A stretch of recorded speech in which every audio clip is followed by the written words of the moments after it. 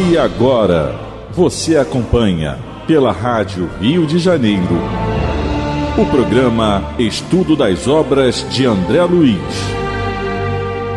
Vamos refletir sobre o livro Nosso Lar.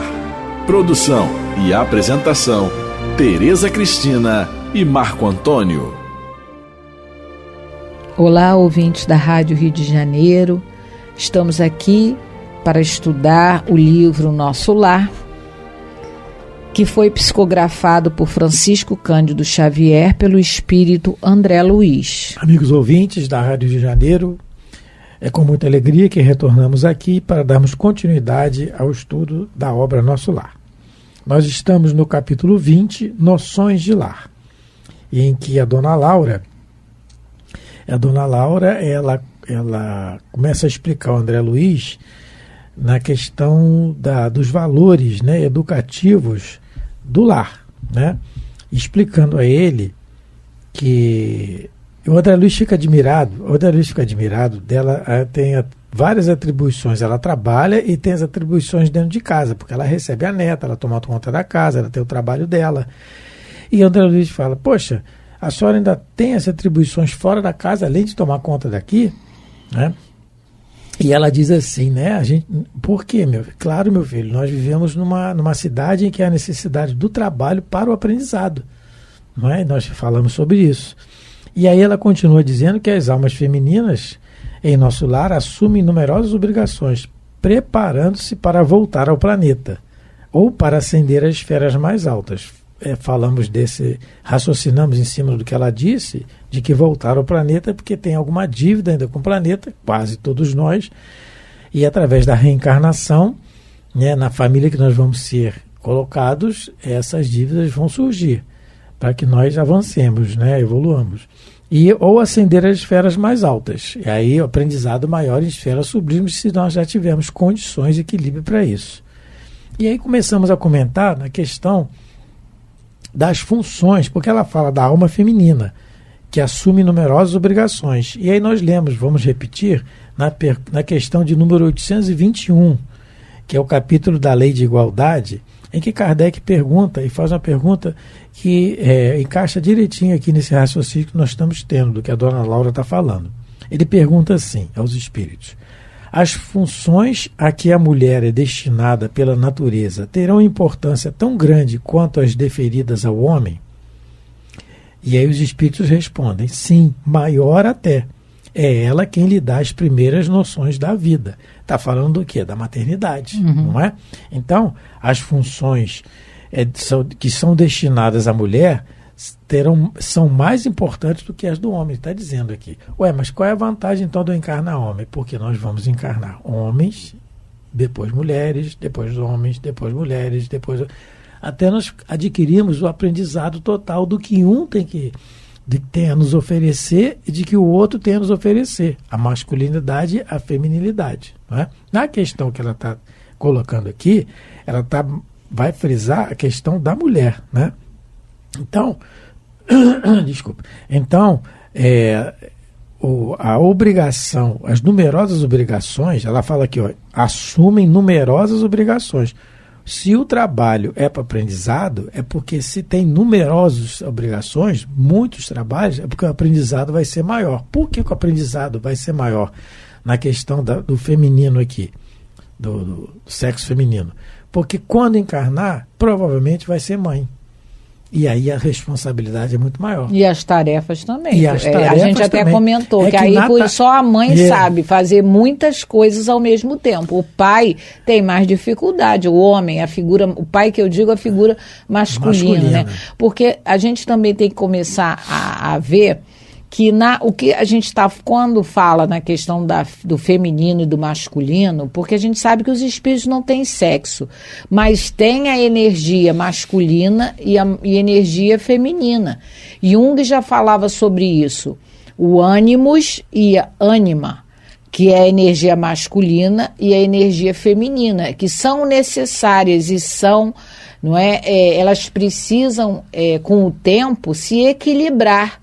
Porque o homem, ele vai precisar desenvolver a sua sensibilidade, já está fazendo isso, graças a Deus, porque a realidade aqui do livro Nosso Lar, ele foi escrito na década de 40, 1943, por aí, né? Ele foi lançado em 45, mas o prefácio de Nosso Lar, se eu não me engano, é de 43. Não, ele foi lançado em 44, mas o prefácio não é de 43, Marco? Então, era uma realidade, não é? Não sei. Mas eu tenho a impressão que foi um ano antes, o prefácio. Mas é a realidade da Dona Laura, né, nessa época em que ela vivia. Infelizmente, a figura masculina dentro do lar era muito, vamos dizer assim, a colaboração era muito insuficiente. O homem ainda não tinha adquirido essa sensibilidade, esse entendimento do que é uma vida num lar. Ele achava que só colocar comida na geladeira, para quem tinha geladeira em 1940, que eram poucos, colocar comida dentro de casa, não é? Pagar o aluguel, a parte dele estava feita.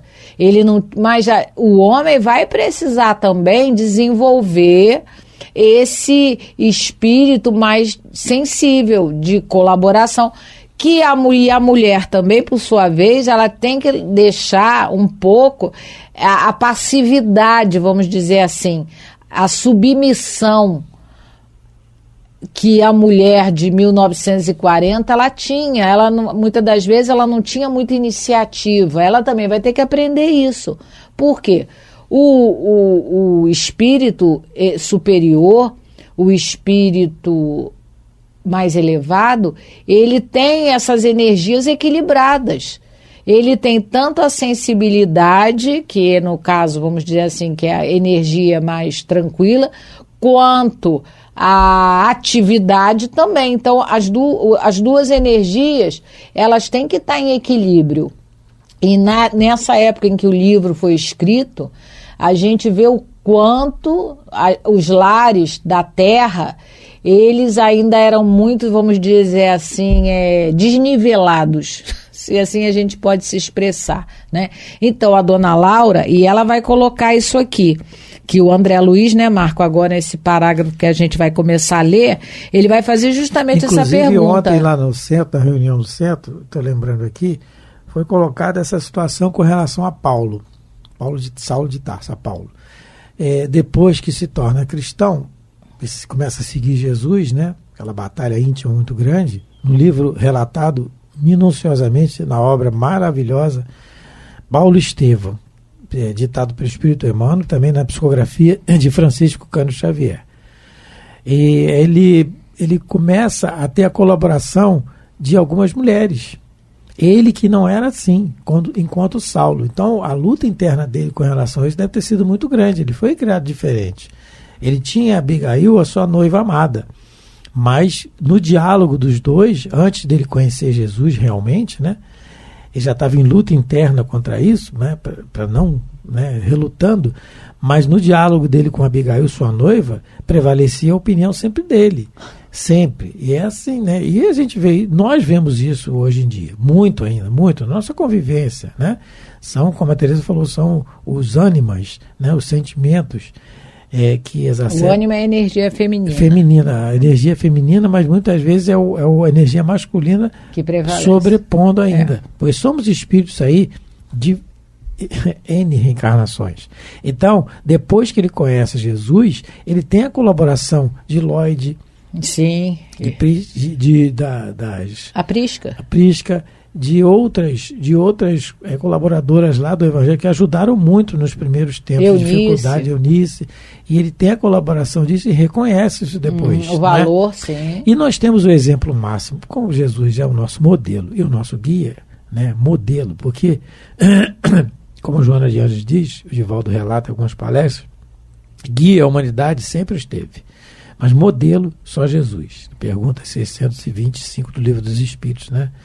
Modelo e guia. Mas quando Jesus, na praça pública, coloca uma mulher, foi pega em adultério. Foi de dia isso aí, durante o dia, a luz do dia, com todos aqueles fariseus, todos aqueles publicanos, toda aquela sociedade judaica, que era o extremo do orgulho da terra na época, como Emmanuel relata no livro A Caminho da Luz. Por isso que Jesus fez questão de encarnar nesse seio, nessa sociedade, para demonstrar, né, fazer o contraponto. E aí a mulher pega adultério em flagrante, e a lei dizia de Moisés que era para apedrejar. Era para apedrejar e não tinha discussão. Mas cadê o adúltero? Só a mulher. Mas cadê o adúltero? Onde é que ele está? Porque ninguém adultera sozinho. E ele não defende o ato, mas ele a defende na frente de todos. E todos jogam a pedra no chão e não fazem nada. Só Jesus realmente, com a sua energia, com o seu amor, para poder amainar isso. A gente pode dizer que Jesus foi o primeiro feminista, quer dizer, no sentido de observar os direitos femininos da terra. Ele não defendeu, repetindo, ele não defendeu o ato, tanto que ele fala para ela, ó, vai e não faz de novo. Né? E segue o seu caminho, evolua. Então, é nesse sentido que a gente tem que observar o que a dona Laura está falando aqui, né? Quando ela diz que as almas femininas assumem numerosas obrigações, porque é o que Kardec pergunta na pergunta, vou repetir o número, 821, que as funções do homem são bem maiores do que a da mulher.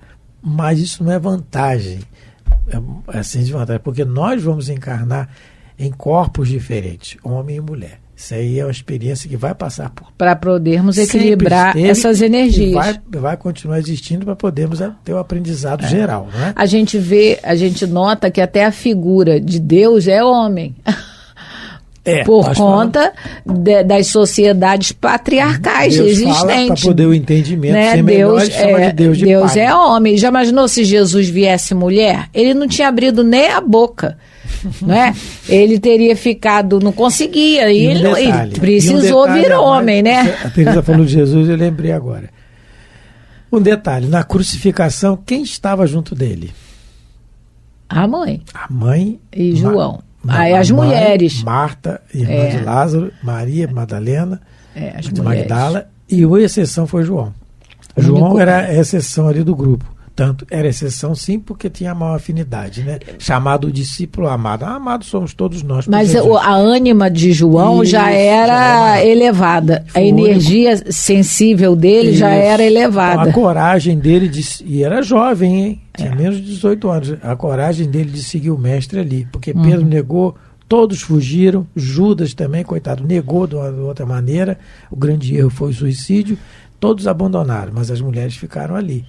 Desafiando aquele... Não o romano não estava, desafiando o próprio povo judeu, o povo escolhido. Em todos os livros, os romances de Emmanuel e vários livros de outros espíritos, é a mulher que consegue realmente ascender mais rápido.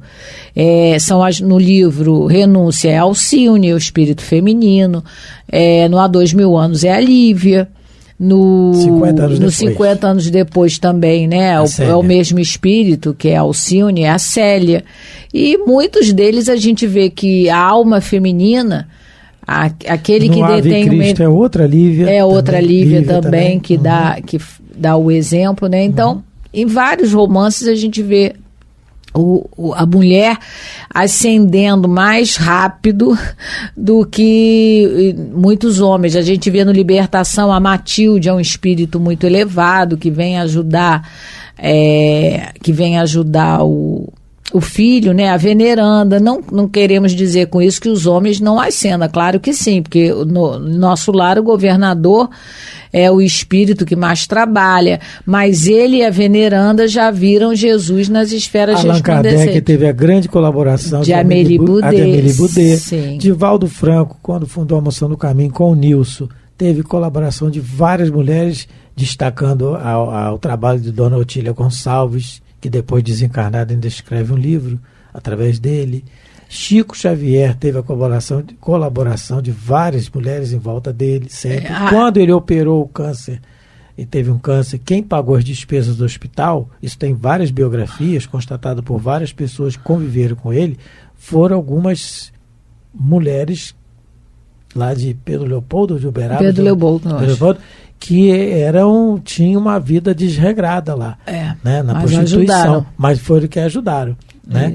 Então a gente tem essa questão feminina, do sentimento muito mais aflorada do que no homem. Mas quem já leu o livro Memórias de um Suicida, numa época, a Dona Ivone coloca lá, no caso, né, o Camilo Botelho, que é o personagem, né, que dá origem à história, ele relata no livro que o lugar onde as mulheres, as suicidas, elas estão albergadas, é um lugar que ele não teve acesso, porque ele diz, né, o que os mentores lá disseram para ele, que a mulher, ela também, quando ela cai, quando ela erra muito feio, por conta, né, das responsabilidades dela, de toda a sensibilidade que ela tem.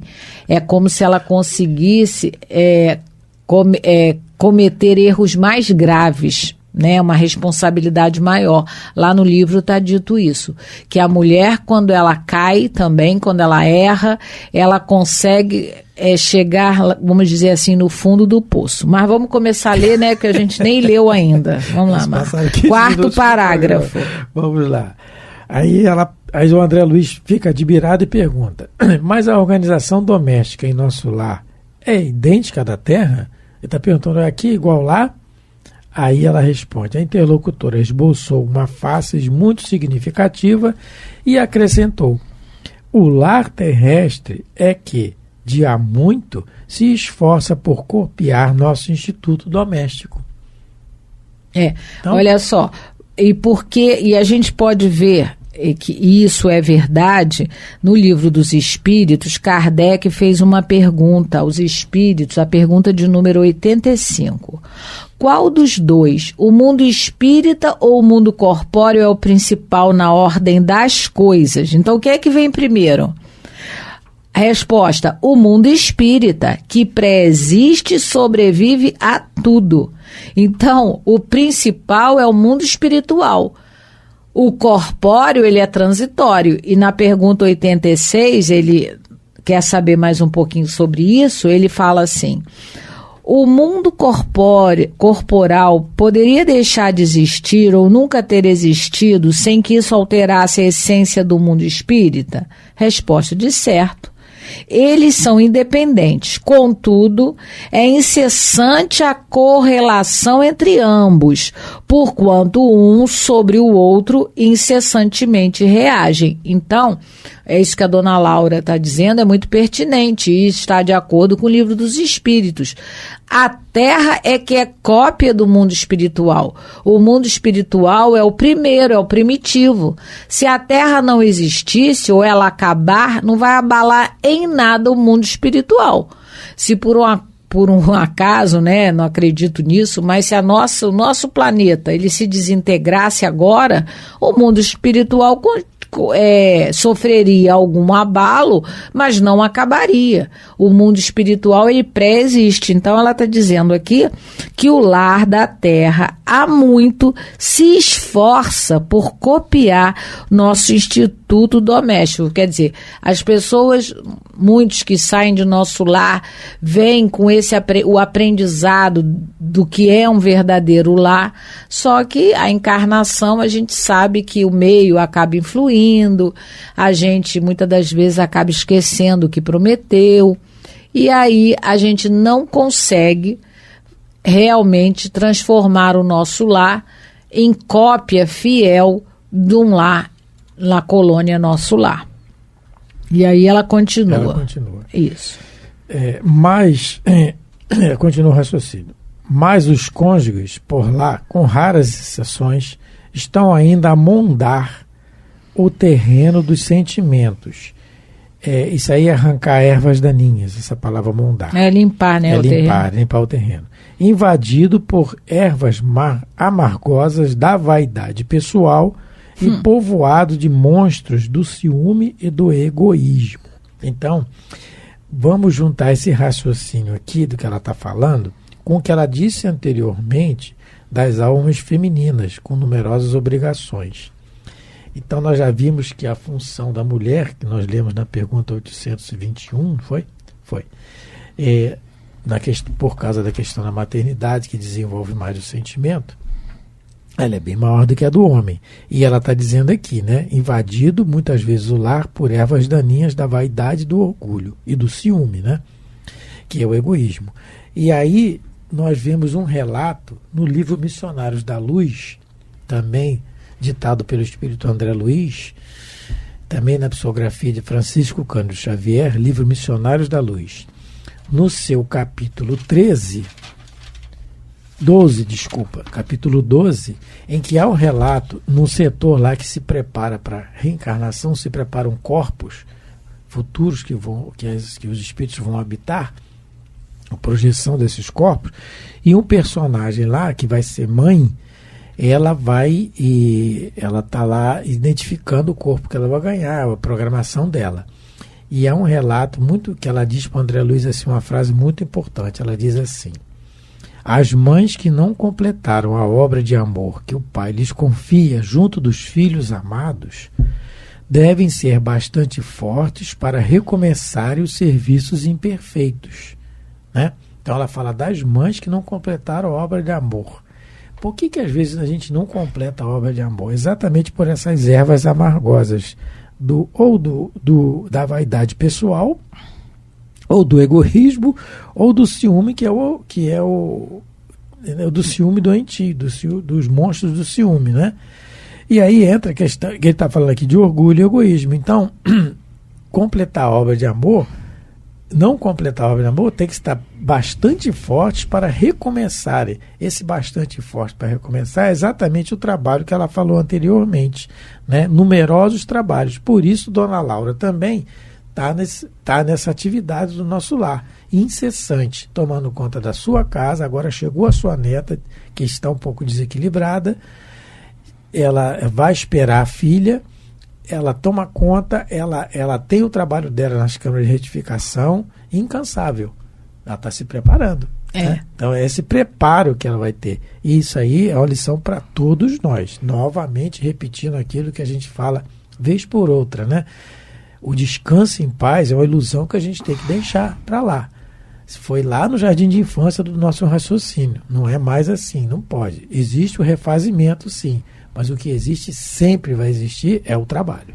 Então, no lar, quando acontece isso aqui na Terra, quando a vaidade existe, um vai achar melhor do que o outro, né? Um dos cônjuges, no caso, porque, lógico, para formar um lar, a Dona Laura vai colocar isso aqui, vai ser necessário, né? Pelo menos dois espíritos unidos, né? Um homem, uma mulher, ou um casal homoafetivo, não é? Mas tem que haver a colaboração, não a competição, porque esses sentimentos começam a prejudicar a relação. Porque a vaidade, a pessoa começa a achar que ela é melhor que a outra não sabe fazer nada. O ciúme é a questão da possessividade. Cada um vai achar que é dono da situação, que ele é que sabe o que é melhor para o relacionamento. E o egoísmo também, né, coloca, no caso, o casal, o componente daquela família, achando que tudo tem que ser de acordo como ele pensa, como ele quer que seja. Então, ao invés de acontecer uma colaboração dentro do lar, vai ter uma competição. E agora eu lembrei de uma outra música. Mas para o próximo programa eu vou cantar. É uma música importantíssima para o lar, ele se formar em bases harmônicas.